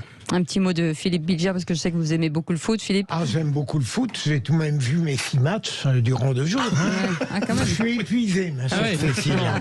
Mais un petit mot rapidement. Non, mais il a été un très grand dirigeant, qu'on l'aime ou pas. Oui, je trouve. C'est toujours triste de voir partir un grand dirigeant d'un grand club. Vous restez avec nous dans quelques instants. On reviendra sur le tour de table de l'actu de nos vraies voix. Aujourd'hui, Tom Conan, aujourd'hui Philippe Bilger, comme d'habitude, bien entendu, et aujourd'hui Jean Dorido sont avec nous. À tout de suite. Les vraies voix Sud Radio, 17h-20h, Philippe David, Cécile de Ménibus. Bienvenue les 18h20. Vous nous avez encore sur le dos pendant au moins 40 minutes. Alors, et je peux vous assurer que... Non, en tout cas, on est ravis de vous retrouver. Philippe Bilger est avec nous, Jean Doréto est avec nous, Tom Conan est avec vous et avec nous et avec vous aussi. Je suis avec vous et avec quiconque, avec toute personne qui se reconnaîtrait dans cette belle station. Est-ce que nous essayons de faire tous ensemble? Soudés. Amen. Mais qu'est-ce que... Alléluia. On nous l'a changé. On ne l'a changé, oui, qu'est-ce qui se passe? C'est magnifique ce que Non, vous mais venez c'était dire. uniquement une petite blague, là. Je vais reprendre mes activités normales très vite. Mais non, mon cher, continuez comme ça. Moi, j'adore. En fait, je suis toujours ému par le mot qu'a eu Philippe David tout à l'heure sur Bachelot. C'était quand même super bien écrit, super bien prononcé, bien balancé. Pour une fois. Vraiment, je ne m'en remets pas. Non, mais il est bon, Philippe David. On rigole. Vous pourriez prêcher, Tom. Lorsqu'il parlera de vraies tragédies, ça vous fera rire. C'est possible. J'y verrai la beauté. Et vous savez ce qui va se passer là? J'espère. Ça va être à vous, parce que c'est le tour de table de l'actu des vraies voix. Non, moi j'aime pas vos règles à géométrie variable. À chaque fois, je me fais entuber par Philippe David, qui est une racaille. Quand on parle du loup, on en voit la queue. En général, les poils pubiens ne m'intéressent pas du tout. Ah bon? Le tour de table. De l'actualité. Voilà, c'est ce qu'on appelle un mini bêtisier pour mettre en forme nos Je n'ai pas vraies voix. changé d'avis. Philippe Bilger, j'ai du mal à vous regarder dans les yeux maintenant. On peut se moquer des monarchies, mais il ne faut pas oublier qu'elles peuvent aussi susciter l'unité et l'intérêt. Et ben là, on vient de le voir avec Madame Bachelot. Moi, je comprends absolument, et la majorité des Français ne souhaitent pas le retour de la monarchie en France. On a le droit de se dire républicain et d'être fier de ce pays en évoquant, par exemple, et la royauté et 1789. Mais s'il y a parfois une sorte de nostalgie de la part des Français pour la royauté, cela tient au fait qu'ils comprennent que aujourd'hui en France, on n'a plus le moindre moyen de créer une unité et un lien. C'est ça. Alors, le lien est en train peut-être d'être battu en brèche en Grande-Bretagne. Il y a des opposants. Ceux, par exemple, qui ont dit que le couronnement, c'était les Kardashians payés avec nos impôts. Mais n'empêche que je rêve pour la France de quelque chose qui permettrait de nous donner véritablement le sentiment de l'unité. Et malheureusement, et des traditions peut-être. un président ne le peut pas. Puisqu'il est élu en disant je veux rassembler tous les Français et que naturellement le pouvoir considérable qui lui est donné fait qu'il les sépare. Alors je pense qu'il y aurait une solution assez facile, c'est une 6ème République, parce que si tu fais une 6ème République avec un pouvoir exécutif qui est vraiment rassemblé autour d'un vrai Premier ministre qui vraiment dirige l'action du gouvernement et a un rôle par exemple à l'anglaise ou comme une ou à l'allemande exactement comme la chancelière ou le chancelier actuel. Là, effectivement, tu pourrais redonner un rôle au président qui soit plus symbolique, en effet, qui permette justement de sortir un peu du jeu politique quotidien et de lui faire effectivement jouer le rôle d'arbitre. Allez, non, c'est un défi. Je m'associe effectivement à l'analyse de Philippe Bilger et Tom Conan. C'est vrai que la France a du mal à trouver vraiment une personnalité comme ça qui la fédère, et c'est un défi qu'il est excitant de tenter de relever d'une façon ou d'une autre. Enthousiasmant, inspirant. Intéressant, oui, je vois. En parlant d'excitant, vous voulez plutôt Jean Dorido ou Tom Conan? On va choisir, je vous laisse choisir. On va l'acheter de la part de Philippe David. On va prendre Tom Dorido. Allez, c'est le J, Jean Dorido, le problème des drogues de synthèse en vente libre. Ça commence à tourner. Vrai problème, le HHC, figurez-vous que ça vient de sortir. Ça se vend dans les boutiques de bien-être, les boutiques relax. On connaissait le CBD, le cannabidiol, qui est une espèce on va dire de cannabis un peu soft. Light. Et là, ils viennent de sortir le HHC, donc c'est une drogue de synthèse. Pourquoi Jean n'arrête pas de me regarder? Le THC, c'est le tétrahydrocannabidol, donc c'est un truc qui vous casse la tête, qui est très dangereux pour la santé mentale. Et là, en fait, vous êtes chimiste, vous ajoutez 2 atomes d'hydrogène et vous avez le hexahydrocannabinol. C'est exactement la même drogue, voire plus fort. Et on vous fait des oursons genre bonbons à manger. On vous fait des plantes à rouler dans des joints. Et c'est un vrai souci parce que ça crée des problèmes de santé publique déjà maintenant. La ligne est un peu floue là-dessus. C'est une zone grise. Voilà, le législateur, il est toujours embêté parce que pour dire qu'une substance est stupéfiante et donc interdite, il faut en donner la formule. Et donc depuis très longtemps maintenant, on peut commander ça sur Internet. C'est souvent fabriqué en Chine. Vous avez des chimistes qui vous font des drogues extrêmement dures dans leurs effets psychotropes, extrêmement addictives, et ça c'est en vente libre, et le temps que le législateur se mobilise, et bien ça se vend comme des petits pains, et c'est un vrai souci. C'est comme le dopage, les contrôleurs ont toujours du retard. Exactement. Ça m'est déjà arrivé il y a quelques années effectivement, on m'avait donné une sorte de space cake, vous savez, c'est le fait effectivement de cacher de la drogue dans un gâteau sucré assez agréable, etc. Et effectivement, je m'étais dit, j'en souviens très très bien en prenant, ça va, ça m'a rien fait du tout. Et 2-3 heures après, je me suis retrouvé dans un état. Oui, je me rappelle, c'était improbable. Depuis, il n'est jamais redescendu. Ah non, mais c'est ça qui explique que j'arrive pas à redescendre. Mais toujours perché, mais en fait, j'avais eu un mal pas possible à rentrer chez moi. Non, mais c'était super dangereux. Vraiment, je me suis dit, mais j'aurais jamais pensé. Vous avez prévenu des effets pareils. Quand même qu'il y avait de la drogue dedans. Mais j'avais pensé que c'était vraiment à dose homéopathique. Certains ne préviennent pas. Voilà, exactement. Dans la digestion, c'est très mauvais. Pardon. L'effet de cette drogue. Alors là, pour le coup, c'est comme une ivresse, on va dire plus. Et le souci, c'est que chez des personnes un petit peu fragiles, mais ça, elles ne le savent pas à l'avance, ça peut créer des crises de paranoïa, des attaques de panique. Justement, le fameux, la personne ne redescend pas. Et là, on en a déjà 10 qui sont retrouvés aux urgences. Et les spécialistes vous disent, pour un cas qui est aux urgences, il y en a 100 sans doute qui ne sont pas allés à l'hôpital. Allez, on passe à Tom Conan. Ouais. Alors, oui, la crise de sang chez les étudiants d'école de commerce. Votre premier livre s'appelait Le Camp, quand vous étiez élève à HEC. C'est vrai. Et donc, effectivement, il y a quelques années, justement, moi, j'avais essayé de mettre ça en lumière dans un bouquin. Et en effet, j'ai vu Marianne tout à l'heure qui titrait justement là-dessus, sur les cours absurdes, les bullshit jobs, la crise de foi dans les écoles de commerce. Donc, c'est un article de Violaine Descourrières, donc dans lequel je me suis retrouvé. Et effectivement, c'est un problème qui date d'il y a plusieurs années déjà. Beaucoup de personnes aujourd'hui qui ont parfois fait des prépas, des cursus très avancés, se retrouvent après propulsés dans les écoles de commerce. Moi, je sais, effectivement, j'avais au début été assez intéressé par les cours. Il y a des profs passionnants, il y a des élèves qui sont très dynamiques, etc. Mais c'est qu'après, le fond des cours est parfois vraiment abscon, en tout cas, et parfois vraiment sans intérêt, ou alors avec un intérêt qui est très pratique, mais qui du coup un petit peu vous enlève, vous éloigne des réflexions, voilà, et de l'ambition que vous pouviez avoir de prime abord. Je me souviens même d'une prof de littérature qui voyait marqué sur une porte, regarde ici, il y a marqué à comment on veut asseoir une région. Qu'est-ce que c'est asseoir une région? C'est pas une discipline. Effectivement, s'il s'agissait d'un cours, j'imagine, de commerce, de comment est-ce qu'on conquiert effectivement des unités de production, j'en sais rien exactement. Mais donc effectivement, c'est un vrai problème. Aujourd'hui, il y a une crise des vocations. À l'époque, déjà, plein de gens faisaient des cursus parallèles, vous savez, un peu plus intéressants en maths, Sciences Po, en philo, en langue, etc., pour pouvoir s'orienter vers d'autres voies ensuite. Et donc, en fait, ce que je veux dire, c'est qu'on voit qu'aujourd'hui, le formatage de bons petits cerveaux, de bons petits soldats pour ensuite les envoyer dans les grandes boîtes ou dans les startups ou dans ce que vous voulez, bah, ça ne marche plus. Ça a marché de moins en moins. Je pense que les nouvelles générations attendent autre chose. Elles veulent du sens, en effet. Elles veulent un métier avec un impact, une entreprise qui a même un impact, etc. Et ça va poser, à mon avis, pas mal de problèmes pour pourvoir aux emplois et notamment à haute qualification dans les prochaines années. Vous restez avec nous dans quelques instants. Le coup de projecteur des vraies voix, il a été bien là. Il est voilà, bravo. Synthétique, le rythme. Je suis redescendu au bon moment. Eh bien, vous savez quoi? On va vous donner une image. Ça nous fait plaisir. Ça nous fait plaisir, c'est cadeau. Allez, dans un instant, on va revenir sur Emmanuel Macron qui s'est rendu aujourd'hui à Paris et à Lyon pour 2 cérémonies hommages et sur cette interdiction justement de faut-il une trêve des manifestations lors des journées de commémoration. Pour l'instant, vous dites un grand non à 77%. On vous attend au standard 0826 300 300. On est ensemble jusqu'à 19h. Les vraies voix Sud Radio, 17h-20h, Philippe David, Cécile de Ménibus. Bienvenue dans les vraies voix. On avait tellement de choses à se dire, on se dit tellement de choses hors antenne, si vous saviez. On part 2 jours avec les vraies voix, et quand on revient, on a l'impression qu'on ne s'est pas vu depuis 1000 ans et on se raconte, et ça baba, c'est dadadi. Et voilà, pour parler, c'est ça. Pour bosser, il n'y a plus personne, mais pour raconter sa vie, il y a du monde. Allez, Philippe Hitcher est avec nous, Jean Dorédo est avec nous, docteur en psychologie et créateur de l'application Zenfi. Si vous n'allez pas bien, c'est le moment d'y aller, allez-y dessus.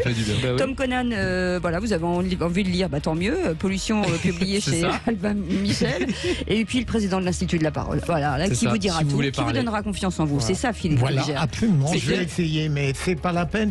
Ils se surestiment déjà les deux.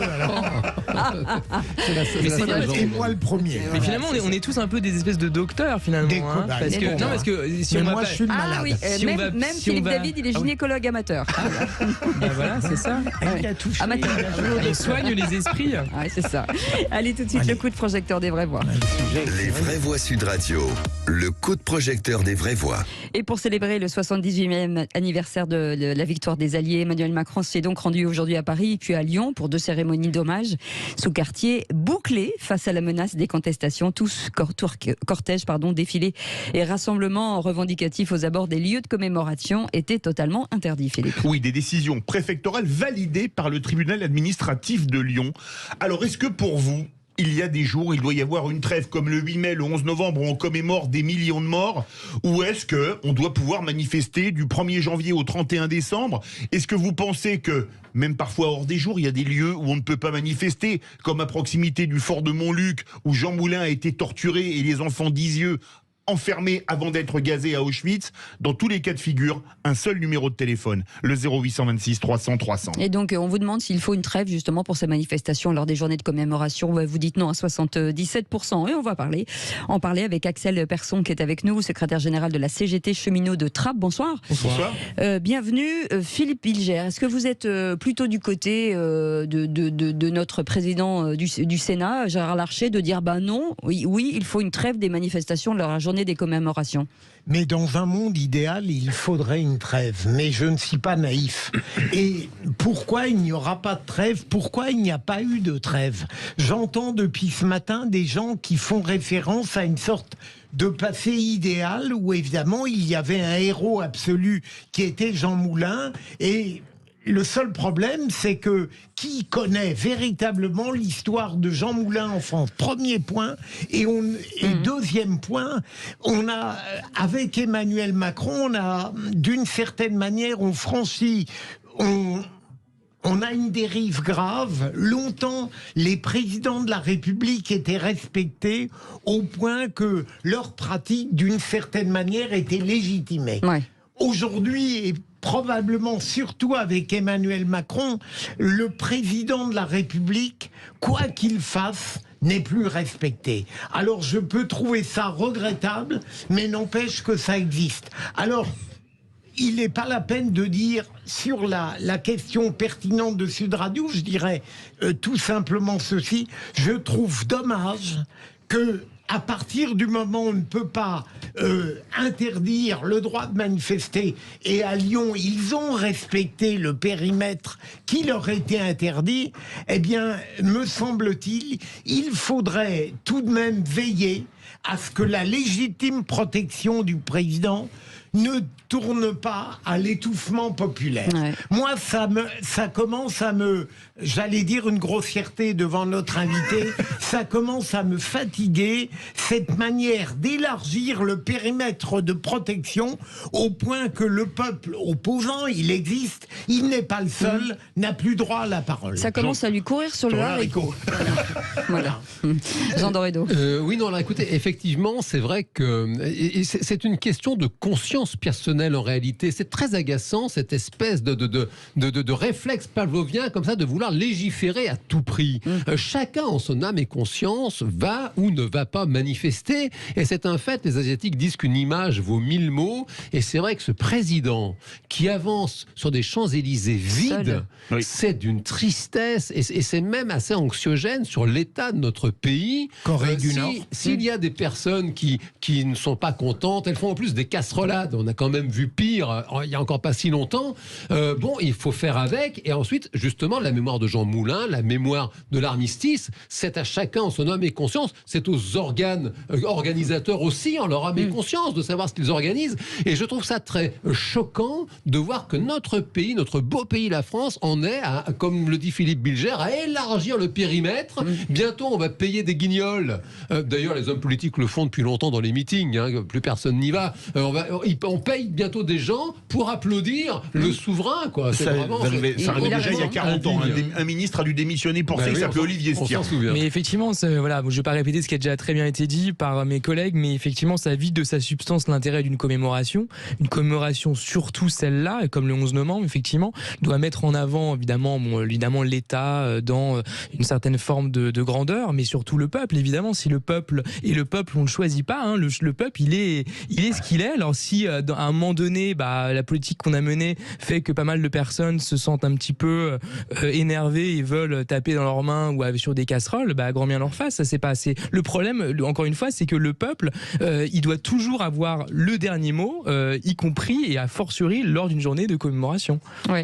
Axel Persson, secrétaire général de la CGT Cheminots de Trappes, je vais vous donner un verbatim de Samuel Delors, qui est de l'Union départementale CGT, qui nous a dit « Nous maintenons un appel à commémorer l'œuvre sociale de la résistance tout en faisant le lien avec le fait qu'on ne peut pas commémorer et piétiner l'héritage social. » Oui, je reconnais dans évidemment les propos de mon camarade de l'Union départementale du Rhône, parce que c'est de lui dont il s'agit.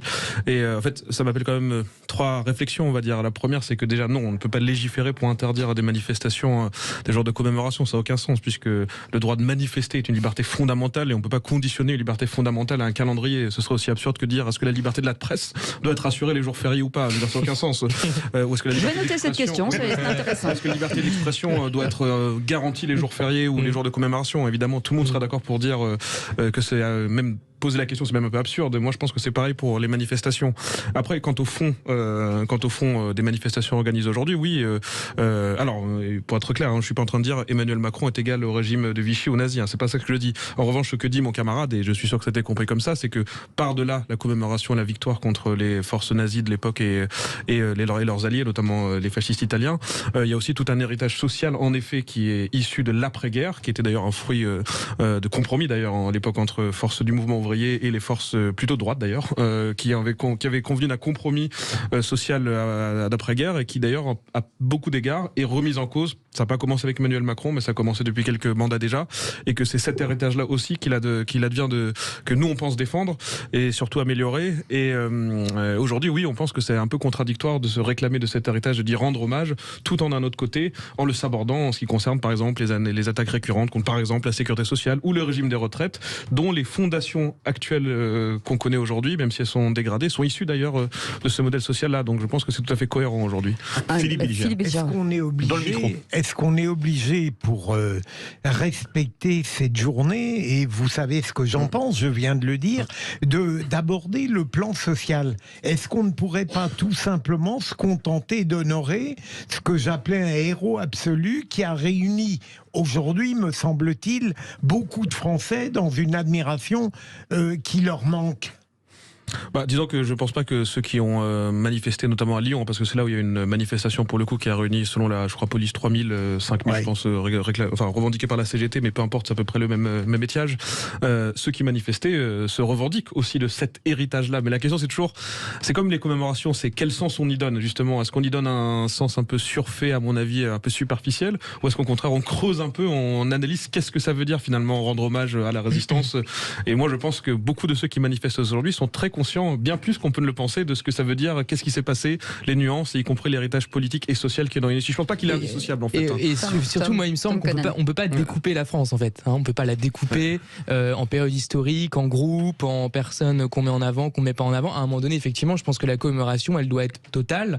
C'est-à-dire qu'effectivement, on met en avant une et indivisible. Comme la non, mais c'est-à-dire qu'on met en avant un héritage, on met en avant des valeurs, on célèbre évidemment des morts. Évidemment, on peut mettre en avant un certain nombre d'idées dans une certaine continuité, mais on peut pas commencer à saucissonner les périodes historiques. Non, mais un homme, pourquoi pas? Mais ce que je veux dire, c'est qu'encore une fois, le problème, c'est que quand Macron se sépare de son propre peuple, ça devient quand même un peu compliqué ensuite de défendre et de commémorer la France, même si c'est sans doute l'idée évidemment qu'il a en tête.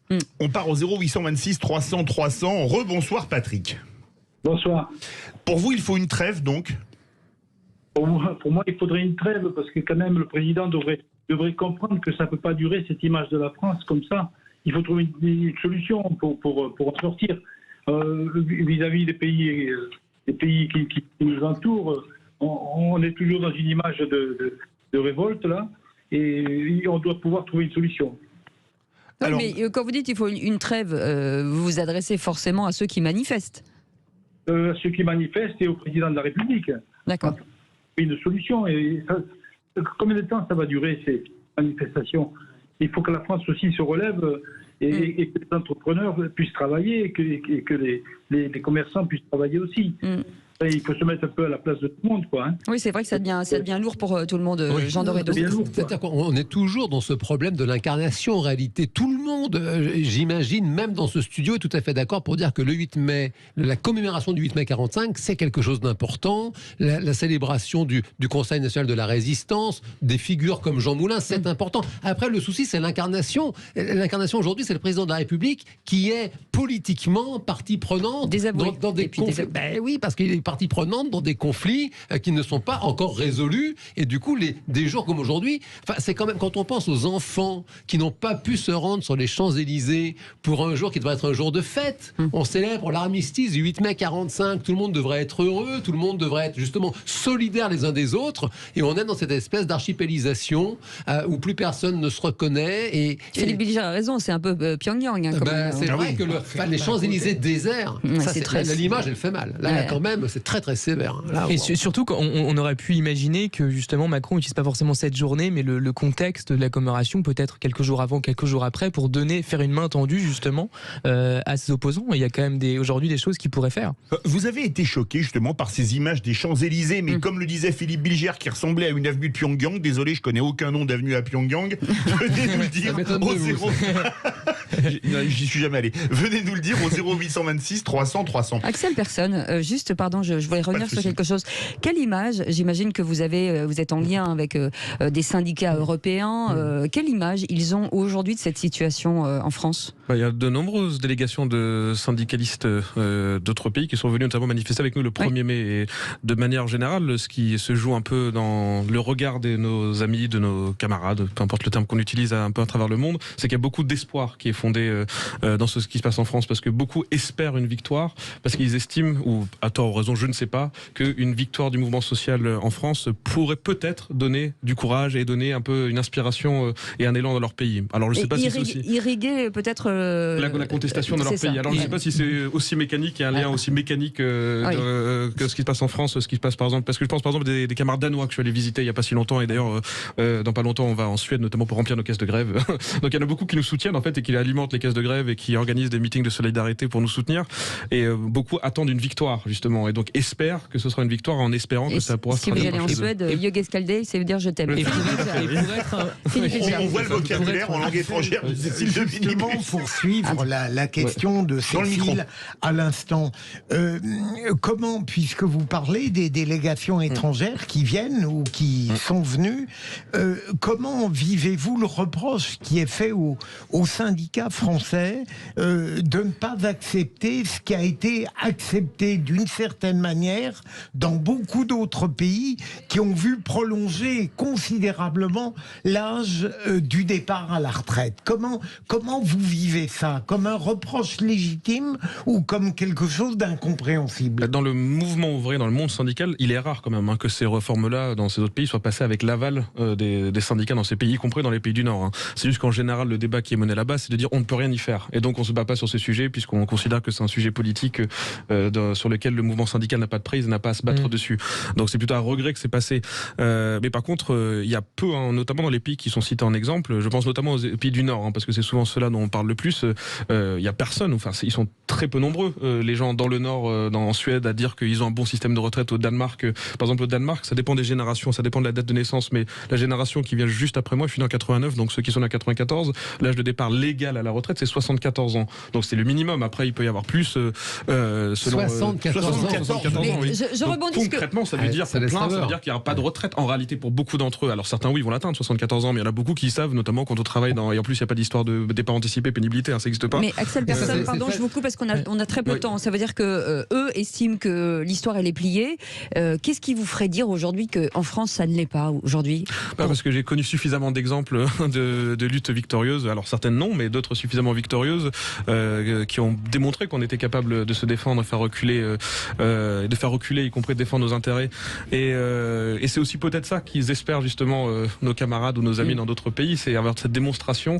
Mais indépendamment de ce qui se passe, on voit déjà qu'aujourd'hui, la différence, pourquoi on part à 74 ans au Danemark pour les générations qui viennent juste après moi, aujourd'hui encore on se bat pour 62-64, c'est parce qu'en France, il y a malgré tout un mouvement ouvrier qui à chaque attaque riposte et se défend, et alors parfois il recule, mais il recule moins vite qu'ailleurs. Et déjà ça se mesure de manière très concrète. Il y a d'autres pays où justement il n'y a pas vraiment de résistance massive, où ça passe pas comme une lettre à la poste, mais pas loin en réalité, et ça fait déjà une différence énorme. Axel Persson, restez avec nous, on revient dans un instant, on va continuer ce débat juste après la pub. Restez avec nous, on est ensemble jusqu'à 19h. Si vous venez de nous rejoindre, d'abord merci de votre fidélité. Il y a quelques instants, on revenait sur cette question. Faut-il une trêve des manifestations lors des journées de commémoration? Pour l'instant, vous dites non, pas de trêve, en majorité à plus de 70%. Et Axel Persson est avec nous, secrétaire général de la CGT cheminot de Trappes. Et on se demandait, on faisait un petit tour d'horizon de ce que pensaient les syndicalistes à l'extérieur de chez nous, si effectivement on était suivi du regard qu'ils avaient de la France dans ces semaines et ces semaines de contestation, et pas mal d'appels au standard, 0826 300 300. Et Giulio est avec nous, il voulait réagir sur cette question. Bonsoir Giulio. Bonsoir Giulio. Oui, allô, bonsoir à tous. Bonsoir. Bienvenue. Et oui, merci à vous. Merci en fait de me donner la parole. Alors, je voulais simplement m'exprimer sur le fait qu'on est libre, jusqu'à preuve du contraire, de manifester du 1er janvier au 31 décembre. Je veux simplement dire que quand notre chair... Effectivement, c'est sûr, il y a certaines limites, on est bien d'accord là-dessus, c'est sûr, bien sûr. Mais on est libre. Jusque-là, le droit de manifester n'a jamais été encadré. Il y a des gens qui se sont quand même battus pour le droit de manifester, qui en sont même morts, qui l'ont payé de leur personne. Et donc, ça me paraît parfaitement normal, parce que notre cher président ne s'est pas gêné pour nous dire à une époque qu'il avait très envie de nous emmerder. Et de nous emmerder, je dirais presque toute l'année. Maintenant, ce sont ses termes à lui. Maintenant ça va bien 2 minutes, je veux dire. Ouais. Sur les vaccins. Oui, c'était sur les vaccins. Et mais sur les vaccins, monsieur Bilger, un président ne devrait pas dire ça. La formule était malheureuse. Oui, c'est ça. Aussi, mais je mettais la phrase dans le contexte. C'est ça, dans le contexte. Moi, ce qui m'intéresse, j'ai lu tout à l'heure qu'il y avait Sophie Binet qui acceptait une rencontre, je crois, à la mi-mai avec Matignon. Est-ce que, du coup, je vois mon autre invité, qu'est-ce que vous en pensez? Est-ce que vous pensez que ça peut être facteur de reprise de dialogue? Parce qu'on voit effectivement qu'aujourd'hui, voilà, on a dit tout à l'heure Macron qui défile tout seul, c'est quand même un signe de blocage assez profond. Est-ce que vous pensez que ça peut évoluer vraiment? Mais il ne fait de mystère pour personne que la CGT, en discutant avec les autres syndicats, était plutôt favorable à boycotter ces réunions compte tenu du contexte. En revanche, comme ce n'est pas ce consensus-là qui s'est dégagé parmi l'ensemble des organisations syndicales pour maintenir le front uni, il a été pris la décision justement, dans ce cas-là, d'y aller, mais d'essayer de porter des exigences communes. Et les exigences communes, c'est notamment, maintenant ce sera l'abrogation de cette contre-réforme des retraites. Donc est-ce que ça va permettre la reprise du dialogue? Je ne sais pas, puisque ça dépend sur quoi il va déboucher aujourd'hui le patronat ou le gouvernement, puisque c'est ces deux entités-là qui aujourd'hui qu'on a comme interlocuteurs ne donnent pas de signe de vouloir évoluer sur ces sujets-là. Donc, oui, mais il va bien falloir que quelqu'un lâche, non? Il va bien falloir que quelqu'un lâche. Est-ce que par exemple la stratégie c'est de rester sur ce sujet parce qu'il est tellement symbolique, effectivement c'est là qu'il faut attaquer selon vous, ou est-ce qu'il faudrait plutôt aller sur d'autres thématiques qui t'a un peu encerclé, si on veut dire? C'est le bon terme, parce que c'est exactement ces termes-là que ça a été discuté dans les discussions. Un peu comme Alésia, quoi. C'est exactement ces termes-là que ça a été discuté justement dans les réunions de stratégie. Côté de chez moi. De termes de stratégie, puisque justement, bien sûr, la question des retraites, mais depuis le départ, la question des retraites constitue un peu la goutte d'eau qui fait déborder un vase qui est déjà bien rempli. Donc la question des retraites. Comme l'essence avec les gilets jaunes, par exemple. Exactement, c'est une bonne analogie selon moi. Mais la question, par exemple, des salaires, les salaires, c'était quelque chose qui préexistait tous ces débats sur les retraites. Évidemment, nous, en tant que militants ouvriers, nous, ce qu'on essaye de faire, ce qu'on veut essayer d'arriver à faire, c'est de multiplier les fronts de lutte sur la question des salaires, de manière à élargir la contestation au maximum. Surtout que la question des salaires, bien sûr, ça permet de régler la question du pouvoir vivre, tout simplement, de plein de gens qui n'arrivent pas à suivre le coût de l'évolution du coût de la vie. Mais en plus de ça, l'augmentation des salaires, ça permet mécaniquement d'amener des cotisations supplémentaires pour financer les régimes de retraite. Donc forcément, c'est des choses que nous voulons lier de la même façon de l'emploi. Plus on a d'emplois, plus on a de cotisants. Donc il faut qu'on arrive à essayer de lier toutes ces questions-là, puisque la question des retraites, c'est qu'un élément dans une politique globale qu'on conteste. Merci beaucoup, en tout cas, Axel Persson, d'avoir été avec nous, secrétaire général de la CGT cheminot de Trappes. Merci beaucoup, Philippe Bilger, encore une fois, pour votre talent, votre humour. Pareil pour Tom Conan, merci d'avoir été avec nous, et pareil pour Jean Dorido. Et merci à vous de nous avoir appelés au 0826 300 300. Dans un instant, on va revenir sur la citoyenneté. Vous savez que tous les lundis, on parle de citoyenneté, et il y a un événement qui va se se passer avec Sud Radio, c'est-à-dire que nous allons mettre en place des trophées Sud Radio de l'initiative citoyenne. On va récompenser des engagements, des associations qui se sont engagées. On va lancer un grand trophée, on va vous demander de voter. On en parlera dans un instant avec les deux patrons du G500 et Patrick Roger sera avec nous. Pas besoin de carte d'électeur pour voter. Non, absolument pas. Ça va.